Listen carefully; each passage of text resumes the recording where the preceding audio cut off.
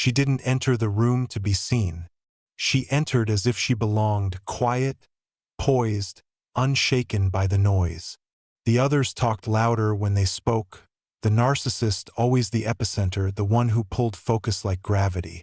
But she didn't lean in. She didn't laugh too hard, or nod too fast, or compete with their brightness. She simply existed, and somehow that rattled them more than adoration ever could. They noticed her, not because she tried, but because she didn't.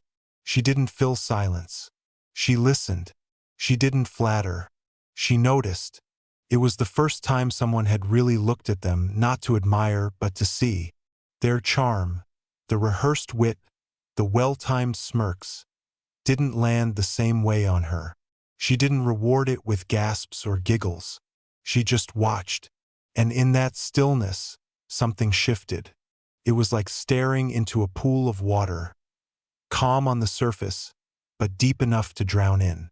They smiled at her, testing the waters. She returned a soft look. Not impressed, not dismissive, just there, like a mirror, not offering light, but revealing what already was. And in that moment, the narcissist blinked, because they caught a glimpse of something behind their own performance, a flicker of who they really were, not the curated version, not the adored self, but the hollow places, the cracks. And for the first time in their life, they felt exposed, not by ridicule, not by rejection, but by reflection. She didn't say much. She didn't need to. Mirrors don't speak. They show. And that scared them, not because she judged them, but because she saw them. And now they couldn't unsee themselves. The louder they laughed, the emptier it felt. He walked into every room like a curtain was rising, like the world owed him its gaze.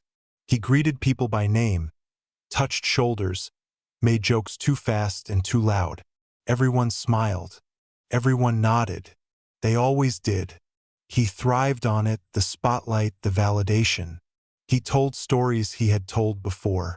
He smiled the same smile, delivered the same punchline, timed his gestures like clockwork. People didn't seem to notice the repetition, but she did. First, she thought it was charisma. Later, she recognized it as choreography. She watched how his compliments had expiry dates, only valid when they served him. She noticed the way he interrupted others, redirecting conversations to himself. The flattery he offered was sugar-coated bait. The laughter he demanded felt compulsory. And when she didn't laugh, when her face didn't light up on cue, he looked at her like she'd missed a line in a script he'd written for everyone else. He didn't like that. She could tell. He began teasing her in front of others, playful on the surface. But underneath it was a warning. Clap, or be the next punchline. And still, she didn't clap. She sat in rooms full of people and felt increasingly alone. Not because she was unseen, but because she was too aware. Every smirk was a performance. Every anecdote carefully chosen. Every outburst of laughter, a cue, not a feeling. His voice filled space like smoke. But smoke can't hold form. And the more he filled the air with noise, the more she realized. He wasn't confident. He was hiding. Behind noise. Behind charm. Behind masks. And her silence, not submissive, not afraid, became a mirror again. She started seeing how others too were entranced, not engaged. Drawn to the fire, unaware it could burn them. They laughed because it was easier than asking what they were really laughing at. But she was done laughing, done clapping, done pretending this was warmth when it was only heat. Something inside her shifted, subtle, not yet spoken, but real. The resistance wasn't loud. It didn't announce itself. It simply stood there, quiet and immovable, watching the mask slip, bit by bit. Felt like love at first, the way they looked at her, the intensity, the focus, like she was the center of their world. But that feeling came and went like storms. Sudden, powerful, and then gone. They didn't love her. They fed her just enough to keep her hungry. A compliment would bloom one day like spring. You're the only one who understands me. But by the next, winter returned cold glances, clipped words, a wall where warmth used to be.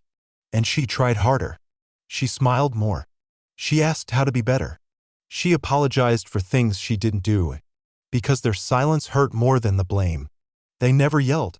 They withdrew, which somehow was worse. They kissed her like she was sacred, and then ignored her for hours. She would replay the last good moment, searching for the wrong note that broke it. When she cried, they vanished into cold detachment. When she turned away, finally worn down, they reappeared. Soft, sweet, I've just been stressed. You know I love you. And it would start again. It was a leash, invisible but tight. They let it slacken when she ran, tugged it when she wandered, but never ever did they set her free. She mistook it all for miscommunication. Maybe they were just complicated. Maybe she was too sensitive. Maybe love was supposed to hurt and she'd just been naive before. She gave more. She learned what made them smile, what words brought their warmth, what silences got punished. It became an equation. Attention equals obedience. Affection equals surrender. And still, she never got the full version of them. Only fragments doled out like rations during famine. She started to feel the drought in her own spirit. The way she woke up already tired. The way she reached out and touched absence. She wasn't being loved. She was being trained. Trained to seek, to beg, to shrink. They didn't give love. They used it. Like a tool. Like a leash. And one day she stopped pulling against it. She stood still and felt the tension go slack. Not because they had loosened their grip, but because she no longer needed what they were offering. It didn't crash into her like a revelation. It crept in soft, quiet, undeniable. Like light leaking through closed curtains. She stood in front of the mirror one morning, toothbrush in hand, and didn't recognize the woman staring back. Her eyes looked tired, not just from sleep, but from trying. Trying to be less emotional, less opinionated, less inconvenient. Trying to be enough without ever knowing the rules of the game. She used to laugh easily. Now even her smile felt rehearsed. She used to write poetry in the mornings. Sing in the car. Wear bold lipstick for no reason. Now she chose silence over song. Neutral over bright. Safety over self. She once dreamed of teaching. Of starting a nonprofit. Of hiking the Pacific trails alone with a journal and a flask of coffee. Now she spent hours replaying conversations, wondering if her tone had sounded off, if maybe she'd caused the cold shoulder, if maybe she was just too much. It had become a maze, no exit signs, no answers. Only doubt, only eggshells. And the house they shared? She'd helped build it, chosen the curtains, hung the photos, filled the drawers with pieces of her past. But lately, it felt like walking a tightrope over her own life. She didn't breathe too loud. She didn't ask too much. She didn't feel, not fully, because feeling had consequences now. One night, long after he'd fallen asleep beside her, she lit a candle and opened her journal. She wrote, "I miss myself." 2 words. And suddenly her hand was trembling. Tears came without a trigger. Not the hot, angry kind, but quiet ones. Like her body mourning someone still alive. She flipped through pages, old entries filled with dreams, affirmations, hope, and it hit her. She had been playing a game, one she never signed up for. A game where the prize was his approval, and the cost was herself. She looked in the mirror again, candlelight flickering across her face. And for the first time in a long time, she looked into her own eyes, really looked. Not with criticism, not with shame, but with the ache of someone finding their way home. The fog wasn't fully gone, but the light had broken through. And when you wake up in the middle of a performance, you stop clapping. You start listening. And sometimes, you walk off the stage. The phone buzzed. Once. Then again. And again. She sat with it in her palm, the screen glowing like a ghost of who she used to be. The message preview read, "Hey, you okay?"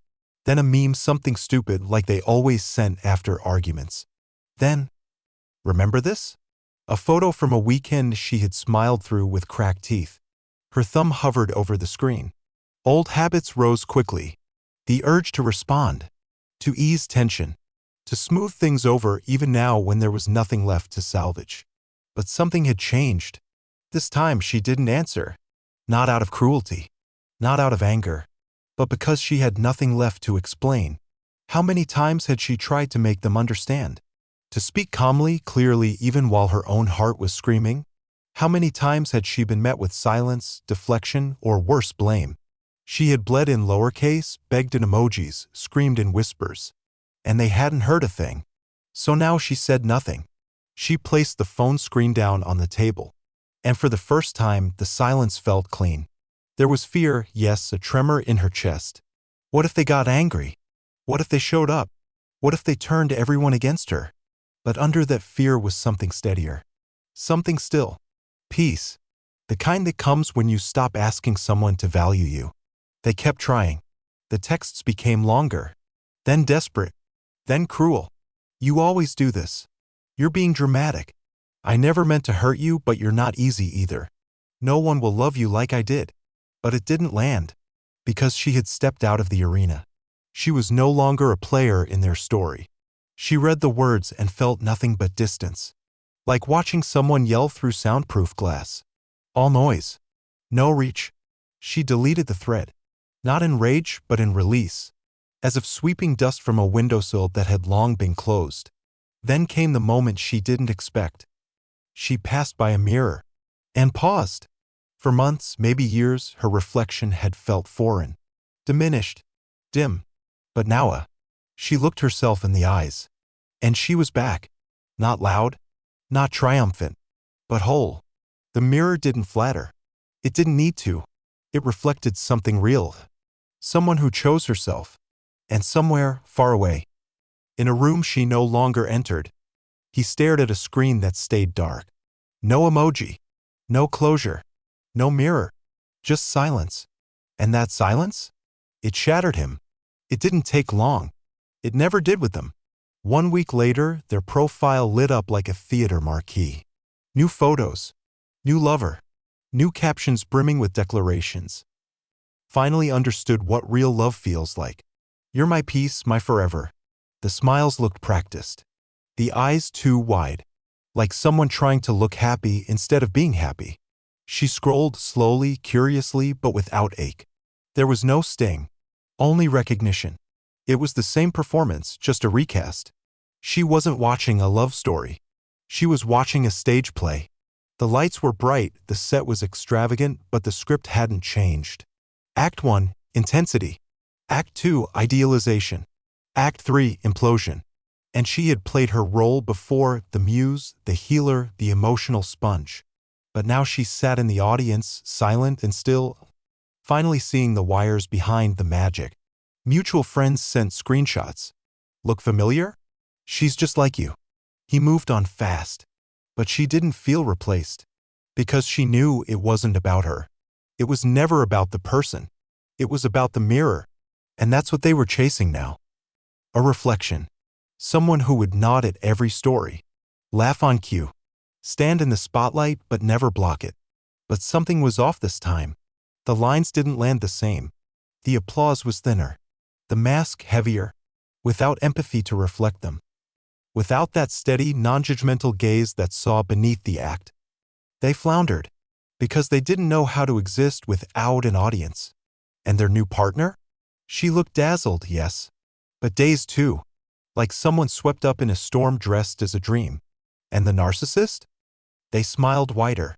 Posted more. Tagged every meal, every moment, every forced kiss. It was all so loud. But behind the noise, she heard it. The hollow echo of someone clapping for themselves. Because without a real mirror.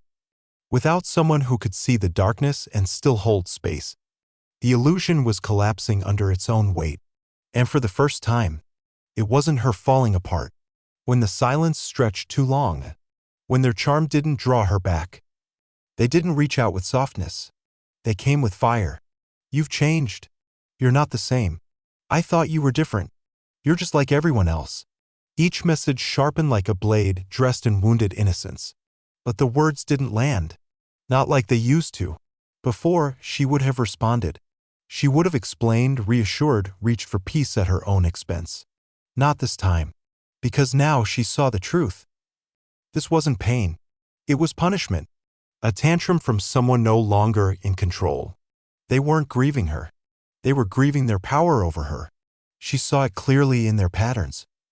Passive-aggressive posts. Cryptic stories online. A status update that read, "Some people pretend to care, but they were never real to begin with." She read it. Felt nothing. Later came the more direct assaults. "You lied to me. You abandoned me. You were never supportive." It would have hurt once. But now it felt like listening to someone shout at their own echo. Because what they wanted wasn't closure. It was control. They needed to be seen. To be clapped for. To be mourned like a tragic hero. But without the mirror, without her reflection. They weren't the lead anymore. They were just another actor screaming into an empty theater. And still, she said nothing. Because her silence wasn't cruelty. It was protection. She was no longer willing to step into the storm just to prove she didn't cause it. She didn't post back. She didn't defend herself to their friends. She didn't write paragraphs trying to make them understand. She didn't need to be understood. She needed to be free.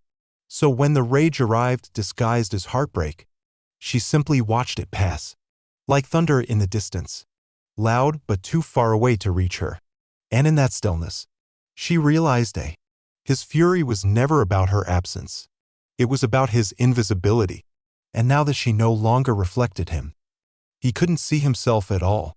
She sat with her journal open, pen resting between her fingers like a match. Not writing yet, just remembering. It came in flashes now. Scenes she used to replay through fog, now suddenly clear. The way he would sigh when she expressed a need. The way he joked about her, overthinking after he disappeared for hours. The way he twisted every concern into an accusation. Why do you always assume the worst? You're too emotional. You're imagining things. But she wasn't imagining it now. She was seeing it. The passion she once mistook for depth. It was instability, the kind that kept her too busy dancing around his moods to notice her own fading light. The jokes at her expense? Just cruelty wrapped in sarcasm. A way to cut without leaving bruises. The silences she tried to fill with empathy? They weren't introspection. They were control. A way to make her beg for connection. She turned the page. Wrote a single word. Smoke. Every memory was another cloud. Thick, disorienting, deliberate. Designed to keep her spinning in place. Questioning herself instead of him. She'd called it love. Now she called it illusion. And like all illusions, once you see the wires, the magic dies. She scribbled each memory down like kindling. The first red flag she romanticized. The time he gave her the silent treatment after she cried. The way he only opened up when she was about to walk away. One by one, she wrote them out. Named them. Exposed them. And in doing so, burned them. It wasn't rage. It was reclamation. A slow, steady flame that warmed, not scorched. She wasn't bitter. She was awake. Later that evening, she sat with a close friend over coffee. They asked, "Do you miss him?" She stirred her drink. Looked out the window. "I miss who I thought he was. But he was never real. He was smoke. I was the one breathing it in. Hoping it was air." They sat in silence, but this time it was sacred. Not fearful. Not manipulative. Just still. She was no longer part of the audience. No longer the assistant to someone else's vanishing act.